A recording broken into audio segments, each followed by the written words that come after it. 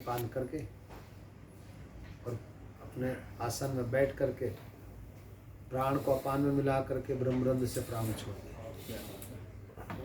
मतलब ये महापुरुषों का ऐसा नहीं कि शरीर छूट गया, ऐसा वो स्वधाम जाने के लिए ब्रह्म मुहूर्त का चयन किया, पद्मासन में बैठे, फिर प्राण को अपान में मिलाकर पंच प्राणों की साधना करके ब्रह्मरंध्र से प्राण को छोड़ दिया। ऐसे दिव्य महापुरुष। उसके बाद में मेरे दादा गुरुजी लक्ष्मीकांत बाबू जी, जिनका 1953 में संन्यास लिया उन्होंने, और मात्र 12 वर्ष की आयु में ऐसी सिद्धि हो गई थी इनकी, और 65 में उन्होंने शरीर छोड़ दिया, सन 1965 में।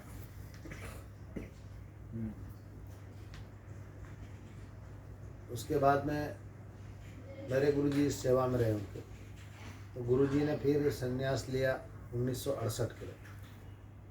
उसका नाम क्या? मेरे गुरुजी का नाम श्री 1008 और राजानंद जी महापुर, राजानंद जी महापुर।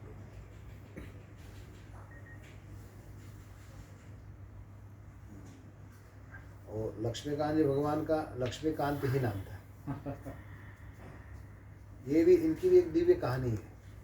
ये बड़ौदा परीक्षा देने आए थे सन 1936-37 में। ये मूल थे झारखंड, उससे जनकपुर से, और दो गुरु भाई, मतलब दोनों मौसी के लड़के थे, दोनों गुरु भाई हो गए बाद में। तो उन्होंने यहाँ एग्ज़ाम के लिए आए थे बड़ौदा, और घूमते हुए उस समय खंबात में वो बोर्ड चलते थे, आप क्या बोलते हैं, वो बंदरगाह था।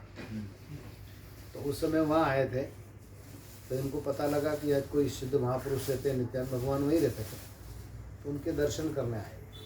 दर्शन करने आए तो दर्शन करने के बाद में गुरुजी ने पूछा कहाँ से आए, तो उन्होंने परिचय दिया हम जनकपुर से आए। तो कितने दिन रुकने वाले? बोले गुरुजी अभी 5-7 दिन रुकने। बोले नहीं, तुम कल ही घर चले जाओ, अब यहाँ नहीं रुकना है। तो सब लोगों ने कहा था बड़े सिद्ध महापुरुष है, तो उनको वचन याद हो गए, तो वो दूसरे दिन ही ट्रेन से निकल गए अपने यहाँ, और 2 दिन बाद उनकी माताजी का शरीर पूरा हो गया। जब माताजी का शरीर पूरा हो गया तो उनको लगा कि जिस महापुरुष ने हमारी माँ से मिला दिया वो कैसा सिद्ध महापुरुष है। नहीं तो बोले हम तो 7 दिन बाद आते थे, यहाँ फोन का जमाना था नहीं उस समय, कहाँ ढूंढते। तो उनका जो क्रियाक्रम आदि निवृत्त होने के बाद में 1-1.25 महीना हो गया, उसके बाद पुनः वो दर्शन करने के लिए आए खंबात। उस समय गुरु महाराज मालवा पहुंच चुके थे। फिर वो मालवा में गए, मालवा में जा करके उन्होंने गुरुजी से प्रणाम आदि किया। गुरुजी समझ गए कि ये वापस यहाँ आ गए, तो उन्होंने उनको भगा दिया। तो 2 भाई आए थे, उसमें एक तो चले गए, और ये दूसरे 3 दिन तक भूखे प्यासे, बगीचा था, बगीचे में ही पड़े थे, कुछ खाया पिया भी नहीं। बोले अब मेरा जीना मरना सब इनके चरणों में हो। ऐसा संकल्पित होकर के लक्ष्मीकांत भगवान फिर वहीं रुक गए। तो उन्होंने जो है फिर हमारे जयनारायण बाबू जी थे, आपने आगर का कभी इतिहास पढ़ा होगा, जिन्होंने बैरिस्टर थे वो, तो एक मर्डर केस झूठा इल्ज़ाम था किसी व्यक्ति के ऊपर, तो उन्होंने कह दिया था कि मैं तुमको बरी करा दूँगा, और कोर्ट लगती थी 11 बजे, वो 9 बजे मंदिर में गए, और मंदिर में जा कर के जो वो नित्य मतलब ध्यान करते थे। तो उस दिन ऐसी समाधि लगी उनकी कि प्रातःकाल 9 बजे बैठे, शाम को 4:30 बजे समाधि थी। इतना ध्यान लग गया। ध्यान लगते ही उन्होंने क्या करा, समाधि में मस्त हो गए। इधर भगवान ने उनका रूप धारण किया गुरु कृपा से, और घर से फाइल लाए, वहाँ बहस हुई। बहस होने के बाद में वो केस को पूरा बरी कराए।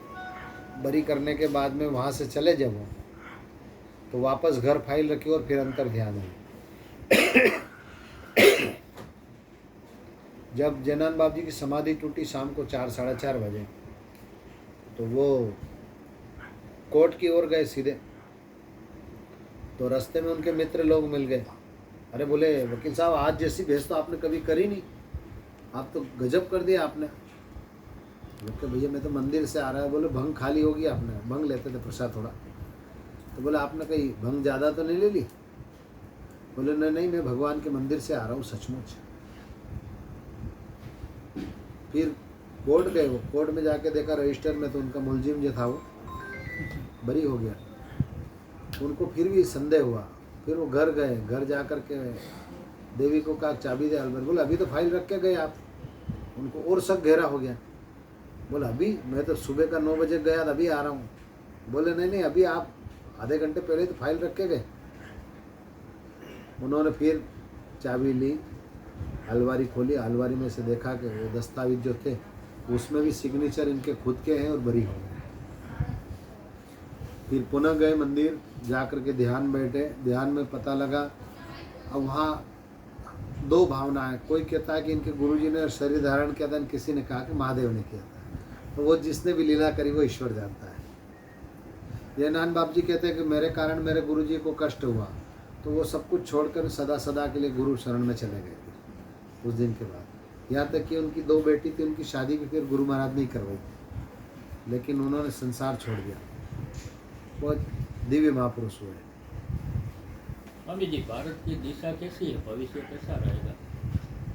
देखिए, भारत जो हमारी सनातन संस्कृति है, इसके अंदर अनेक प्रकार के, आज से नहीं, जब जब भी धर्म और अधर्म का पलड़ा, ये अधर्म नहीं हो तो धर्म की परिभाषा ही क्या है?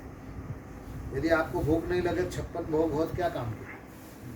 56 भोग भी आपके सामने अगर है और भूख नहीं हो तो, या आपने भोजन कर चुके हो, मैं आपके सामने बढ़िया बढ़िया व्यंजन दे देता, तो उसकी कोई वैल्यू नहीं। तो धर्म की परिभाषा ही अधर्म से जानी जाती है। अधर्मी लोग नहीं होगा, सभी धर्मात्मा हो जाएंगे तो वहाँ कौन पूछेगा? अभी मान लो कि एक अच्छा कर्मकांडी ब्राह्मण है एक गांव में, सब लोग उसी को पूछेंगे मेरे यहाँ आपको कर्मकांड करना है, मेरे यहाँ आपको कर्मकांड करना है। यदि पूरे गांव के अच्छे विद्वान ब्राह्मण हो जाए तो फिर कर्मकांड का कौन पूछेगा? सभी विद्वान हैं। तो ये विविधता में एकता का भाव यही है कि हमारी जो सनातन संस्कृति है, जिससे कुछ लोगों के मन में ऐसा है कि भाई वो कोई डेंगू कह रहा है, कोई मच्छर रोग कह रहा है, ये जो कहने वाले लोग हैं, इनके मन में भी ईश्वरी प्रेरणा दे रहा है। तो ये संस्कृति अगर धर्म और अधर्म का पलड़ा, तो ये निरंतर, जैसे हिरण्याकश्यप जब हुए तो प्रहलाद धर्म के मार्ग पे था। हिरण्याकश्यप उनके पिता होते हुए भी अधर्म का काम करवाते थे पूरा, और विष्णु के नाम लेने से रोकते थे। तो उस समय भी रोकते थे भगवान के नाम लेने से, धर्म के काम पे नहीं चलना। फिर त्रेता युग में रावण आदि लोगों ने ऋषियों को बहुत त्रासदी दी, पीटा भी सही, ऋषियों को मारा भी सही। तो ये धर्म अधर्म है, तो जब से सृष्टि की रचना हुई, और सनातनी वही कहलाता है जिसका कोई अंत नहीं होता, न आदि है, जो आदि काल से सूर्य चंद्र जब से पैदा हुए हैं, जब से कोई धर्म है वो सनातन धर्म है। तो हमारे भारत की जो संस्कृति है उसको अपनाने के लिए तो अनेक ऋषि मुनियों का जन्म हुआ, और यहाँ तक कि ब्रज के अंदर तो ऐसी भावना लोग करते हैं कि यहाँ जो वृक्ष है ये भी किसी न किसी ऋषि मुनि के रूप में आकर के यहाँ तप रहे हैं।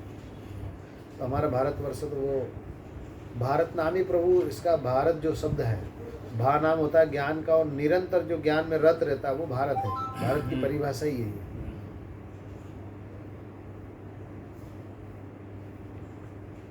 तो भविष्य क्या देखता है?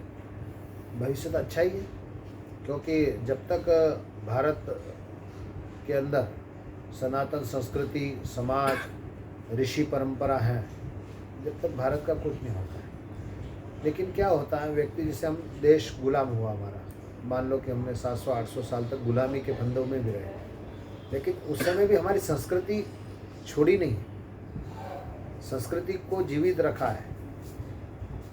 500 साल करीब मुसलमानों ने राज किया, 200 साल अंग्रेजों ने किया, उसके बाद भी हमारी संस्कृति आज भी जीवित है। हम कहते हैं कि इतने साल पुराने हमारे मंदिर है, तो मंदिर क्यों है भाई? कोई जो ज़्यादा प्रसिद्ध मंदिर थे उनको डैमेज किए मुसलमान लोगों ने, लेकिन जो व्यवहारिक रूप में जिनके दर्शन होते थे वो मंदिर आज भी अच्छे से विद्यमान है।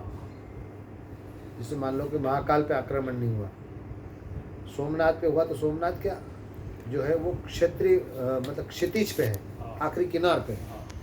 तो जहाँ जहाँ आक्रमण हो सकते थे ऐसी जगहों पे उन्होंने आक्रमण। लेकिन स्वामी जी, अभी तो धर्म ही समस्या बन के उभरा है।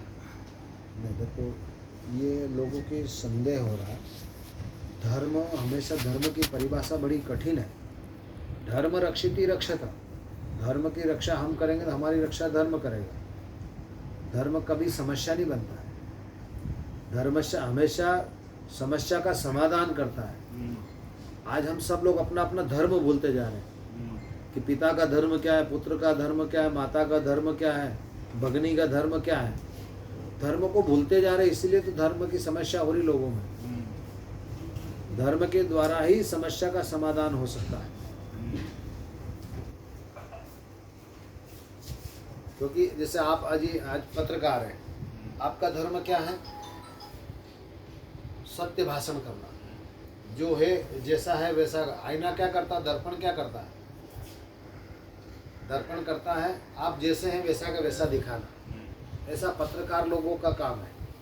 लेकिन वर्तमान में अभी क्या होता है, थोड़ा सा कोई पैसा दे दे तो उसका ज़्यादा झूठे को भी दिखा दिया जाता है। आज मतलब वर्तमान में ऐसा नहीं कि 90% ऐसे ही लोग, 90%, 10% ऐसे लोग होंगे, लेकिन जो 90% जो अच्छे हैं वो भी उनके लाइन में लग जाते हैं। उनको वैसे रूप से लोग देखने लग जाते हैं। जैसे मान लो कि एक, सभी मुसलमान भी दुनिया में ख़राब नहीं है। मान लो कि एक मुसलमान ने गलत काम किया, किसी माता बहन के साथ में मतलब अभद्र व्यवहार किया, तो उसमें मुसलमान जाति पूरी बदनाम हो जाएगी। तो हम संस्कृति के लिए, किसी एक व्यक्ति के लिए पूरे समाज को बदनाम ना करें, तो हमारी जो संस्कृति ऐसे बचेगी। कोई किसी व्यक्ति ने अगर एक ने अपराध किया तो उसको दंड मिलना चाहिए। हमारे दंड की प्रावधान है। हम कानून हाथ में नहीं लें, कानून के सुपुर्द करके उस कार्य को किया जाए। धर्म की रक्षा के लिए यही प्रावधान है कि धर्म की रक्षा के लिए यदि हम लोग सत मार्ग पे चलेंगे, हर व्यक्ति अगर अब अच्छा काम करने लग जाए तो अधर्म होगा ही नहीं। कानून दंड न करे तो क्या? कानून का भाई प्रावधान ही इसलिए बनाया, संविधान ही इसलिए बनाया हमारा कि जो पुलिस है, जैसे पुलिस क्या करती है, अपराधी को पकड़ के लाती है। अब वहाँ पुलिस को चाहिए कि जिसने अपराध किया है उसको सजा मिले,